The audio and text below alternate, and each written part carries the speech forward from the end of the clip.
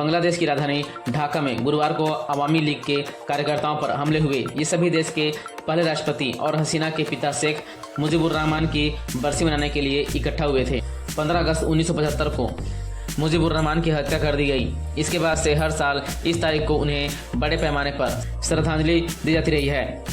आज झपेड़ों के डर से कई लोग घरों के अंदर ही रहे। शहर भर में दुकानें बंद रहीं। इसी बीच मुजीबुर रहमान को श्रद्धांजलि देने आए अवामी लीग के समर्थकों पर छात्रों ने लाठियों से हमला किया। आज सुबह से ही सैकड़ों छात्र ढाका में मुजीब के पुराने घर के पास सड़कों पर घूम रहे थे और राहगीरों की पहचान कर रहे थे। संदिग्ध नजर आने वालों को पीट रहे थे, उन्हें पकड़कर सेना के हवाले कर रहे थे। एक दिन पहले बांग्लादेश की अंतरिम सरकार ने 15 अगस्त की छुट्टी कैंसिल कर दी थी। वहीं बांग्लादेश में छात्रों के प्रदर्शन के बीच हिंसा की जांच के लिए यूएन अपनी एक टीम बांग्लादेश भेजने वाला है। चीफ एडवाइजर मोहम्मद यूसुफ ने इसकी जानकारी दी। हसीना के खिलाफ इंटरनेशनल ट्रिब्यूनल में नरसंहार का मुकदमा।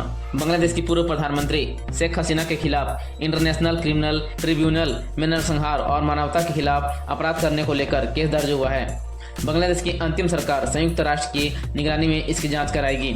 अंतरिम सरकार कानूनी सलाहकार प्रोफेसर आसिफ नजरुल ने कहा कि शेख हसीना पर कमाल देने की जिम्मेदारी थी, इसलिए छात्र आरक्षण विरोध प्रदर्शन के दौरान हुई मौतों में उनकी भूमिका की जांच करेगी।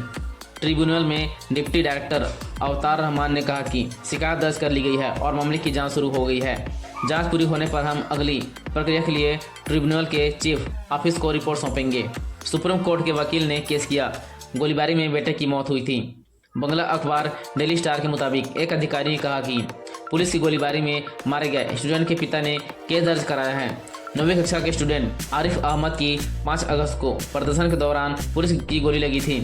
2 दिन बाद उसकी मौत हो गई। हसीना सरकार में गृह मंत्री रहे असदुज्जामान खान और अवामी लीग के महासचिव ओबैदुल कादर सहित दर्जनों मंत्रियों और अफसरों पर भी इंटरनेशनल ट्रिब्यूनल में आरोप लगाए गए हैं। इन सब पर मानवता के खिलाफ अपराध के आरोप हैं।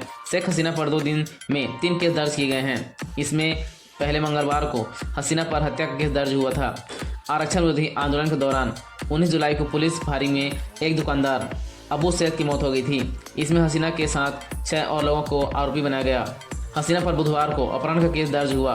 सुप्रीम कोर्ट के वकील सोहेल राणा ने कहा कि हसीना के इशारे पर 2015 में रैपिड एक्शन बटालियन के जवानों ने उसका अपहरण कर लिया था। इस मामले में हसीना के साथ 5 अन्य लोगों को आरोपी बनाया गया। पहली बार शेख हसीना ने बयान दिया, न्याय की मांग की। बांग्लादेश के पीएम पद से इस्तीफा देने और फिर देश छोड़कर भारत आई शेख हसीना के मामलों को लेकर पहली बार मंगलवार को प्रतिक्रिया दी। उनके बेटे साजिद वाजिद ने अपनी मां के हवाले से सोशल मीडिया पर पोस्ट किया।